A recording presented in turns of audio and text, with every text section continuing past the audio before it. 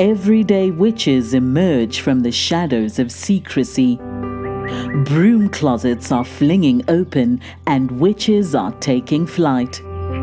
Whether you are hiding in your cozy closet or flying with pride, stay for a spell as Witchcasting with Theodora Pendragon and her guests share magical moments, stir the cauldron, and debunk misinformation and misconceptions about paganism, witches, and our wonderful world of magic.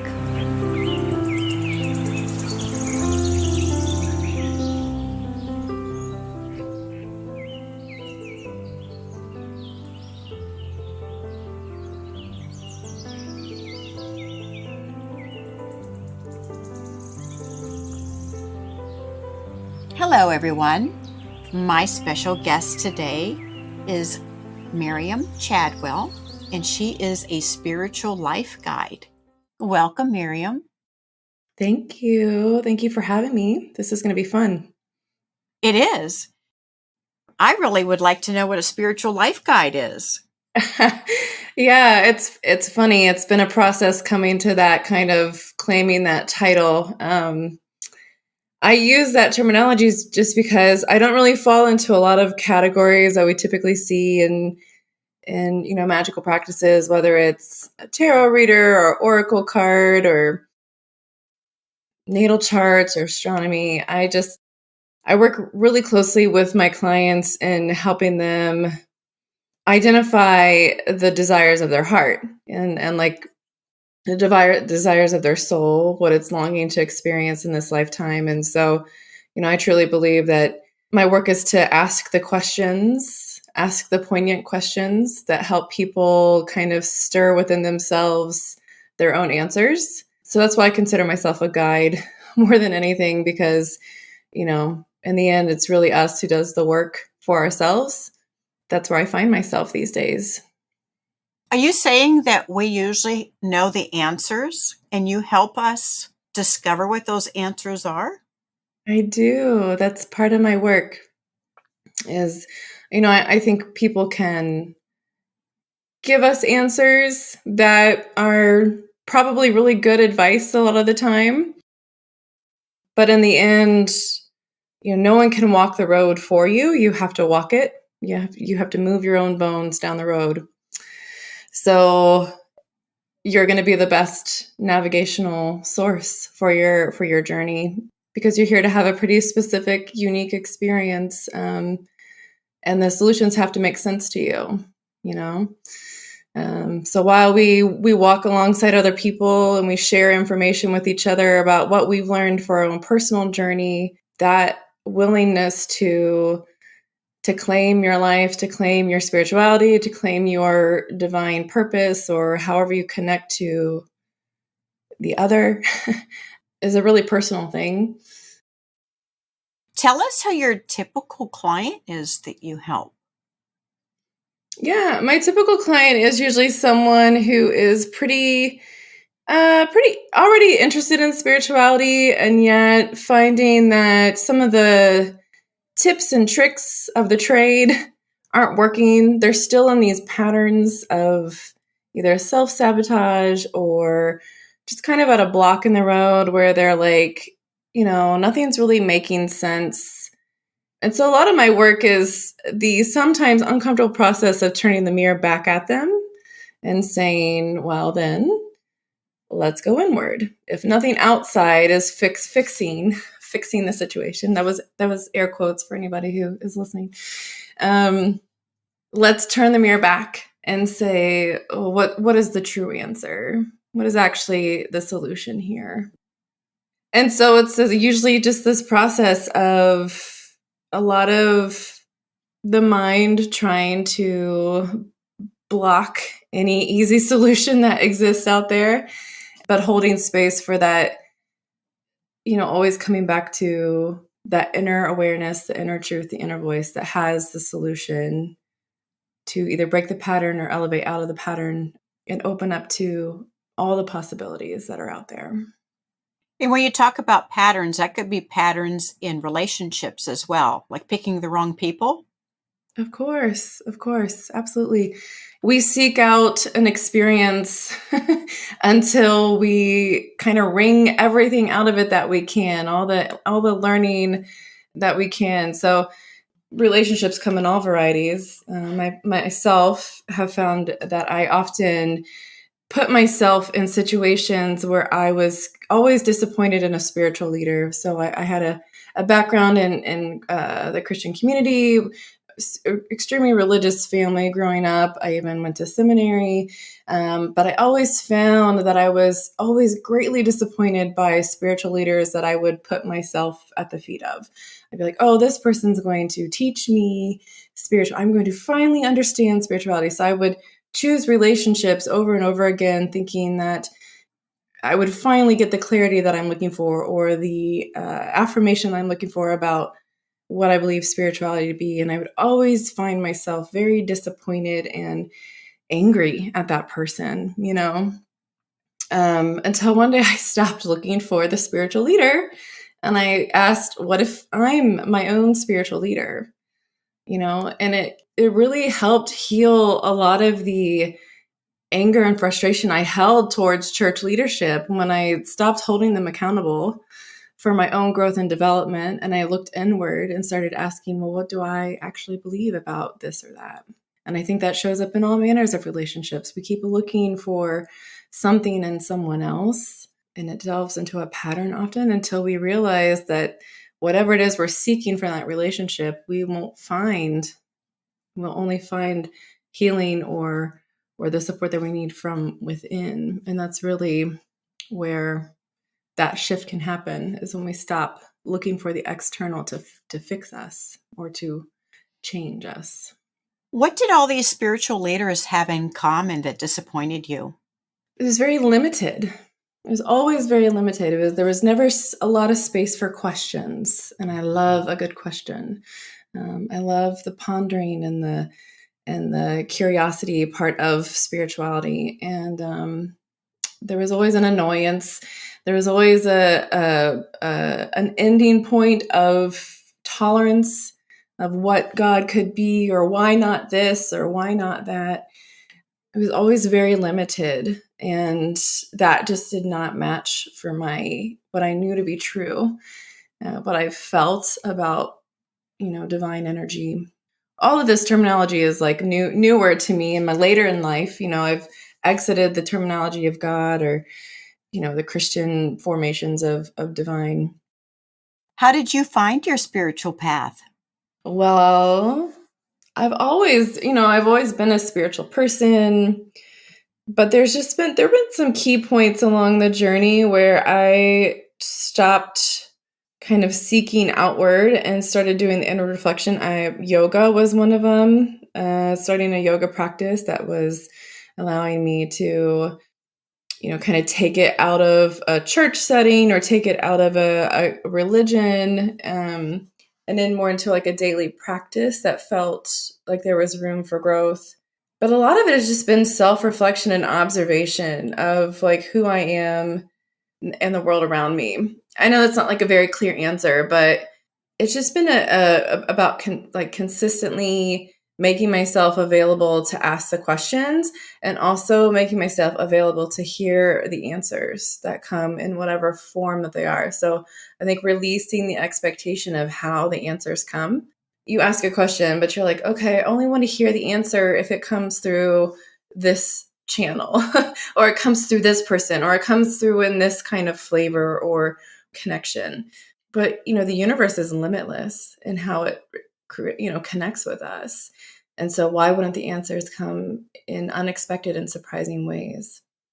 So I think allowing myself to be open to the surprise and delight of the universe has been a huge part of my spiritual journey, because people talk about wanting to live in the flow, but you can't do that if you're not like open to how the flow moves.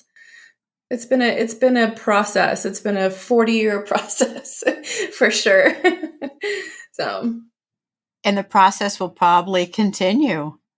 I hope it does. I love it, and it is like it has become a pure delight to to let this be like kind of a dominating pursuit in my life.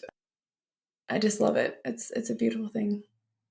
Can you give us an example of how you had a very special message that came through strongly? A very strong message. What a great question.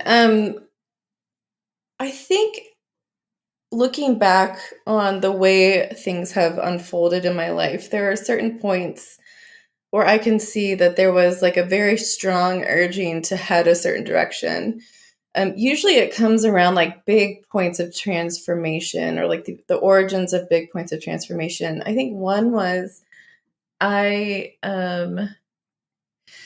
going back and forth in my head between two different ones, but I think I'm going to tell the animal one. So one morning I had come back from my teacher training, yoga teacher training in Nicaragua. This was years ago, and it was like 5:00 in the morning. It was even earlier than that. And I heard this owl outside my window, just loud. It was loud. It was just literally felt like it was just like, get up, get up, get up, get up. And I got up and I looked out the window. I was like, I told my husband, I was like, there's this massive owl like sitting. We lived in a townhome complex at the time, and was sitting on the overhang of the building next to us, just like it's not hooting into our window. And I got up, and I had kind of thought the night before about getting up and going to an early yoga class, but I was talking myself out of it, but the class, the owl, like it felt like it was saying like, get up, go do. It's making me emotional. Get up and go do the thing you were going to do. And so I did. I got up and I went to that class, and I ended up being that the owner of the studio was subbing that class, and we got to talking, and she was like, I was like, oh yeah, I just finished my yoga teacher training. She's like, oh, I'd love for you to apply to work here, to teach here. And I was like, oh, okay. So I felt like there were people that I met in that studio who opened doors to other people, that had a huge part of my spiritual development and growth in my work. So even though it was like this one class, this one time, it was an ignition point for this really specific part of my journey. I feel like if I hadn't been open to receiving animal guidance, if I hadn't been like kind of coming at life with this like open expectation, I might have been like, oh, what a cool thing to have an owl outside the window, but I would have missed the message.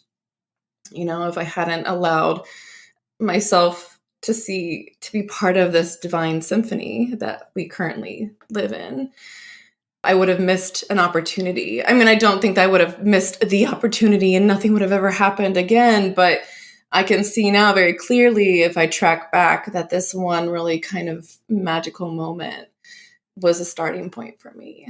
And the timing was important.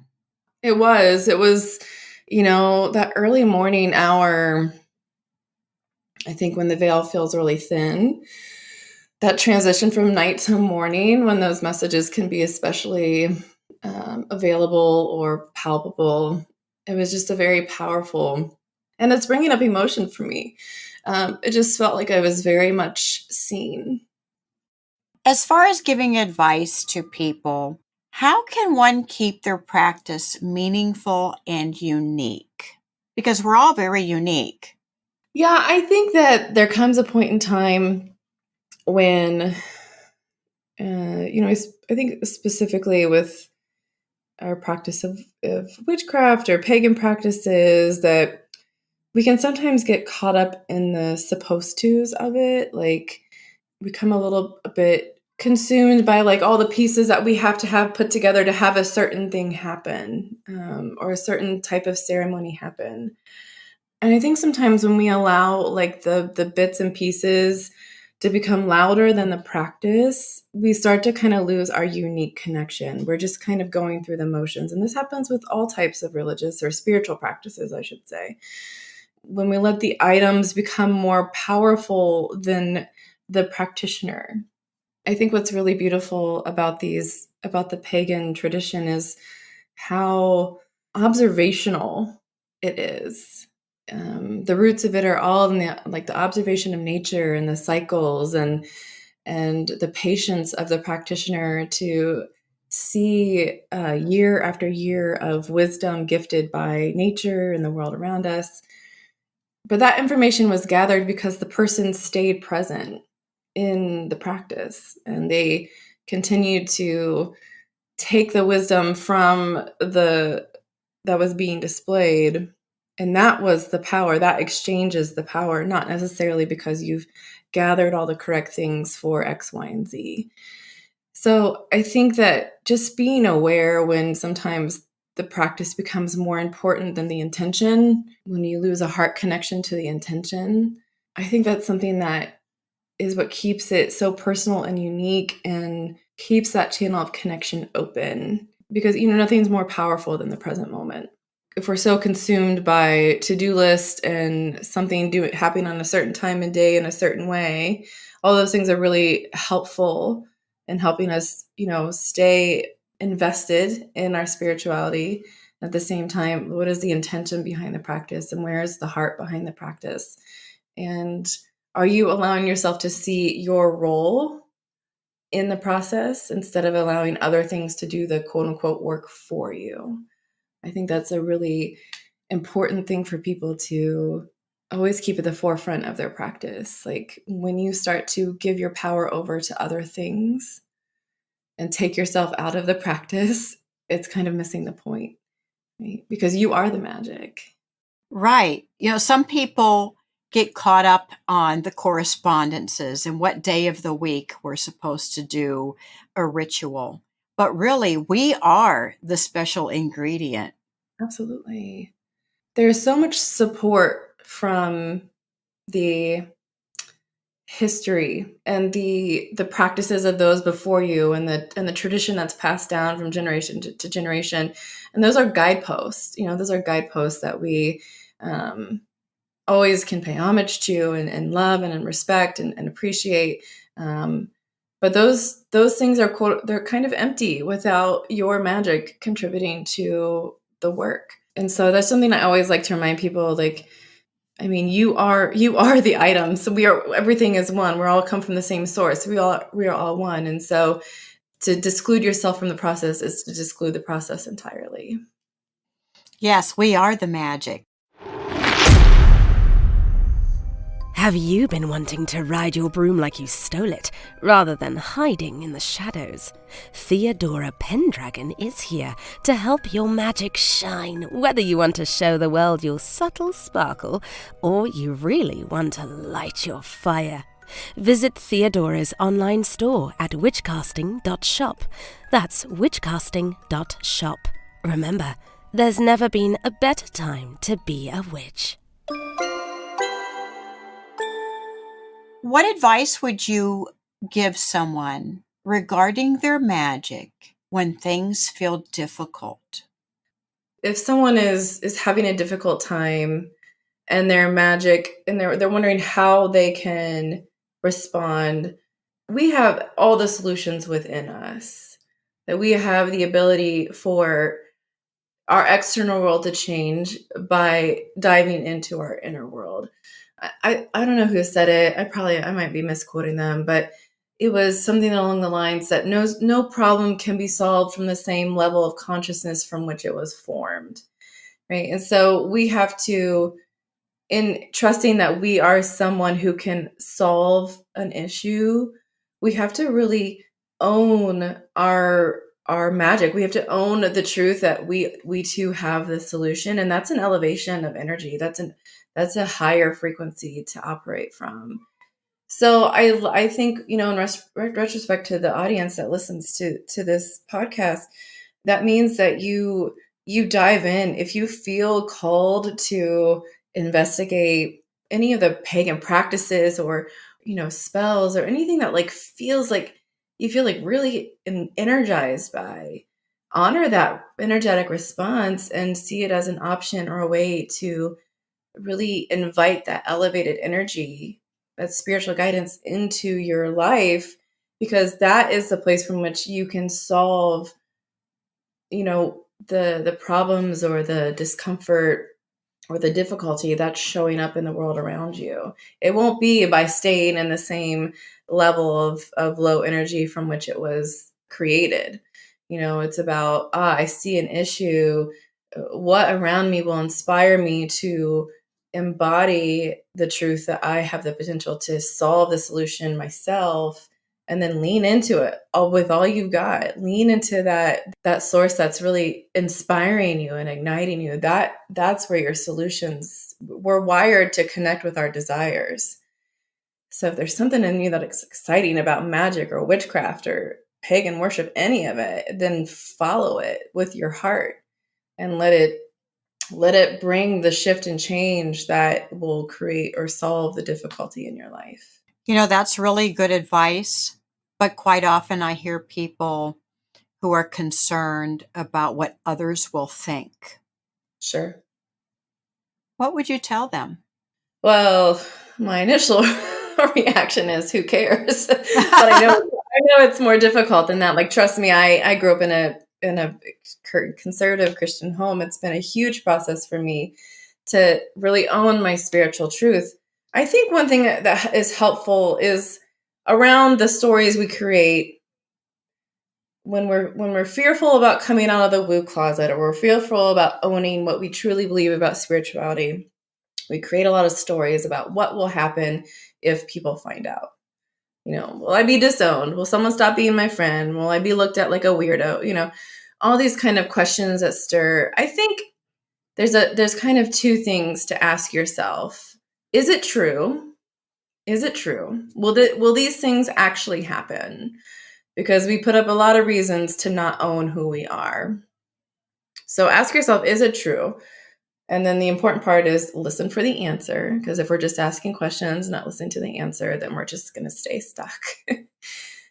And then, if it does play out to be true, if someone does disown you, if someone does say, I can't be connected with you anymore, if those kind of extreme responses actually do happen, can you receive that information and still be okay with that separation? Because when you think about it, like, if someone can't accept that you are saying yes to a desire or a something that makes you feel happy or fulfilled or connected, is that person truly who they say they are? Are they truly a friend? Are they truly a sister? Are they, they are not making space in their world for you to be who you are. And that's really not your problem. That's not your problem to fix their world. You are working with your soul's work. So it's an opportunity to really own who you are and shift into a timeline where you're attracting people who are accepting of you no matter what spiritual path you choose. That's way easier said than done. I mean, I'm saying it's like, yeah, you're just going to let go of people and you're just going to transition. And it's hard work. It's hard work. But at the same time, it's like, man, I want this magical life. I want to live this magical life. And when we open our heart to that and we own it, the synchronicities start to come in and support us, and the relationships that shift and change become foggy and in the background, and they become a non-issue because you're too busy living your witchy life to be too concerned with the people who said, oh, I don't know. So yeah, that would be my advice, is to ask, is it true? And then when the truth reveals itself, can you accept the truth for what it is and see how it's working for you? And if people can't accept us for who we are and what spiritual path we want to follow, the bottom line is they really don't have room anymore in our lives. Absolutely. Yeah. I think one thing that I really have learned about my spiritual journey is coming to this realization that it's just me. Like, my life is a projection of my mind, my energy. Like, what I see is mine completely. And I really don't have the ability to control others or make them see the world that I do, because why would I? It's their life. it's their life. I have no need to, if I feel pulled into a pagan lifestyle where this is my spirituality, that's mine and I own it 100%. And I have no need to make other people value the thing that I value. Can I have impact by diving into my desires and my truth and fully living a life that I love? Yes, I can absolutely have impact on the world around me, but it's not my job to make someone else think the way that I do. And I can be at peace with that and vice versa. Like, it's not their job to fix me. So I'm going to let them do their thing and I'm going to do mine. And we'll let the energies and the timelines play out how they play out, you know? You have a master's in divinity. Mm-hmm. What was your study like? My master's in divinity is from a Christian seminary. So I studied in a Christian seminary for 4 years. By the time I graduated, I knew I wasn't going to be working in an actual church anymore.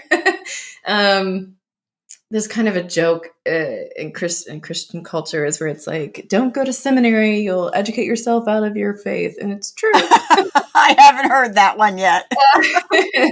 But, I just came to the end of my studies with a very clear understanding that this was so much more than what I had experienced up until this point. And being in church work, I actually wanted to be like in missionary international work, was just not in alignment with what I believed. And I wasn't where I am now at that point, but I knew I was going somewhere completely different than where I had been. So I studied ancient texts, the Bible, Old Testament, New Testament. I studied theology. I studied hermeneutics. I took Hebrew. I failed it, but I took it. I took it twice. And I took pastoral care. I did a really challenging program called clinical pastoral education, where I was a chaplain in a hospital. And that was really a turning point for me, where just kind of being out, quote unquote, in the field and dealing with trauma after trauma, and being at the bedside of people in all varieties of situations, where I just was very aware that the divine was so much more than I had given space for up until that point.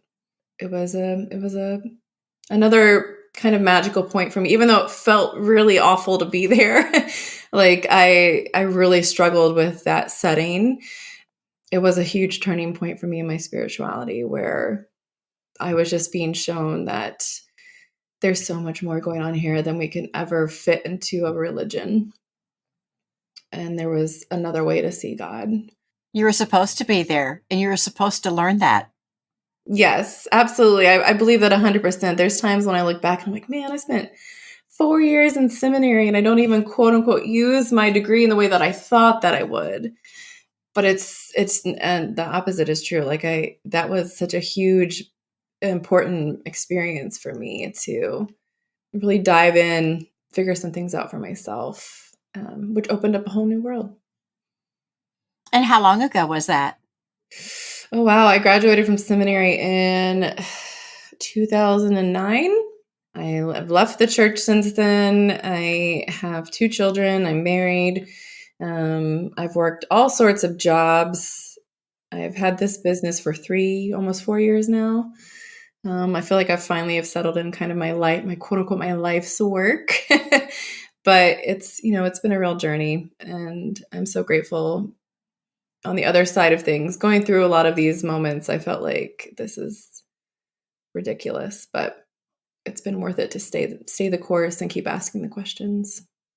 Essence Embodiment. That's your business. Mm-hmm. Tell us a little bit about the business and how people can find you. Yeah, so I work one-on-one with people in a variety of types of sessions. I have 4 different types of sessions that I offer people for all different kind of people, or different, I would say, levels of experience and truth seeking. So if you're kind of new to the spiritual realm, or you're just starting to ask those questions, maybe you're kind of like slowly starting to awaken. I have a session for that called New Beginnings. I have a session for people who are wanting clarity around some specific things, relationship or career, or just wanting to ask some poignant questions about their spirituality. That is the energetic enlightenment. I have one called energetic alignment tune-up, which is for the seasoned truth seeker who's done all the different types of readings, all the different variety of healers, and just looking for inspiration or a new sort of insight, looking to be kind of poked and prodded a little bit voluntarily to kind of have some energetic boost or awakening. And then I do work, most of my clients are in a 6-session package where we do meet monthly. The spiritual road is a lifelong road, right? And sometimes we, if we're feeling like we want some really deep support, it takes some time to go through all the questions and whatnot. So the majority of my clients work in that, and that's called soulful living. I recently I had my own awakening recently about how releasing a little bit of control about how people come in and out of my life and in and out of my work. And so I opened it up and made more types of sessions available than just the 6-month package. What can people expect when they work with you? I love to say that it's as varied as the type of people that come in, but my work is primarily around helping people identify their spiritual values, kind of like their cosmology, how they see the world, and then how does that work in their day-to-day life. So a lot of times it's it's a talk session. I use oracle cards sometimes because I like it. It's fun. It's fun to bring magic, these kind of like clear synchronicities into the work. But mostly it's an opportunity to be held in a space where inner reflection is safe and whatever question comes up is safe to ask. A lot of times a lot of people have these backgrounds and religions where the divine is something to be feared, something to be afraid of. And so we can't even start to dive into what we believe because we're like, can I ask that question? Am I even allowed to ask that question about X, Y, and Z? But I create a very safe container for people to ask the questions, to hear the answers, and reflect back to them like what maybe they're projecting, but they're not seeing for themselves. Like a lot of times people will like voice a desire over and over again, but they don't really realize that they're voicing it. They're like, I just want to be free, or I just want to do this. I just want to feel this way. But then they're like, I actually can't see how to do that. I'm like, well, do you even know that that's something that you're looking for? You know, you just keep throwing these words out into the void for like other people to kind of catch and throw back at you and be like, actually, this is what you want. So they can come out of it feeling like they have a sense of clarity, a sense of purpose, a sense of connection, empowerment. Embodiment is a huge part of my work because we are these souls having this human experience, right? So to keep it in words and keep it in thought is okay, but what would it feel like to welcome that into our daily living, how we actually view the world around us, how we engage with our people in our lives, the foods we eat, the way we listen to our bodies and our body's response to the world around us. It's a whole transformation that happens from going to someone who deigns to believe that they have impact in their life to radical responsibility, that they are their lives. They are their lives. There's no one else doing this life for them. And that means they have a say in how it goes. It's a huge transformation of empowerment. The listeners listening to you today, hopefully they will gain that confidence in their spiritual identity and feel empowered to follow the path. Yeah, it's such a gift. Our spirituality is such a gift. I think for as long as there have been people, we've kind of tried to control each other and understanding what that looks like. You know, we've tried to say one way is better than the other, but it's something that is so unique to each person. I love to think of our collective experience as God having 8 billion experiences all at once. Right? God having this opportunity to experience God's self in all these different ways. So why would we all have the same experience? That would defeat the point of the experiment, if we were to all come out of it with the same concepts of what's happening here. And if that were the case, we'd be clones, right? I know. How boring would that be? What's the point, Yeah. We wouldn't have options. We wouldn't have options, and we have all the options. Like, if there's anything listeners can hear today, like, we have all the options in the world, and we are gifted. We are able to take this elevated viewpoint and say, what else is out there that I'm longing to experience? And then finding the kind of power within yourself, that divine echo within yourself that allows you to say yes to what you can dream up and be open to those possibilities. Well, Miriam, you gave really good advice about really following our unique spiritual experience. Yeah, thank you for letting me share. I think it's it's just a valuable thing to gift yourself the permission to follow whatever naturally calls to you. And you really simplified such a complex issue, especially when someone wants to follow their unique spiritual path and others may be cringing or trying to control them. Yeah. Yeah. That's them having their experience. And they have their own experience. They're having their own experience. You've reflected back to them something that maybe they too wish they had the freedom to pursue what they wanted to pursue, but they've convinced themselves that it has to be a certain way. And so you're arousing something in them that they've already kind of settled on. And I say that to my clients all the time when we start our work together. I say, as you progress in this work, people will start to notice that things are shifting for you. And their response is their response. It is not yours to worry about.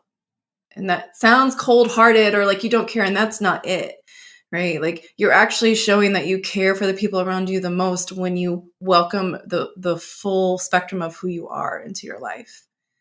And so I say that to them all the time, just let them have their response. It's not your job. It's not your job to get involved with their response. We also have to let go of control. We can't control how people react or respond. It's just be me. I just have to be me. Just have to be you. Let yourself be wonderfully weird.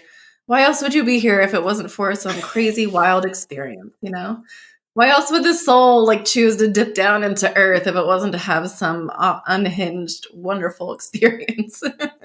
Yeah. Thank you, Miriam, for joining us today. It's been lovely. And I will put all your information so people can find you in the episode notes, as I always do. Awesome. Thank you. Thank you. Thank you for joining us for Witchcasting with Theodora Pendragon. Have a burning question or have a topic you'd love Theodora and her guests to discuss on the show? Contact her through Instagram at Theodora Pendragon. If you enjoyed this episode, make sure to subscribe so you don't miss the next one. And help us spread the word by leaving us a rating and review and sharing it with your friends. See you next time, and may your magic always shine.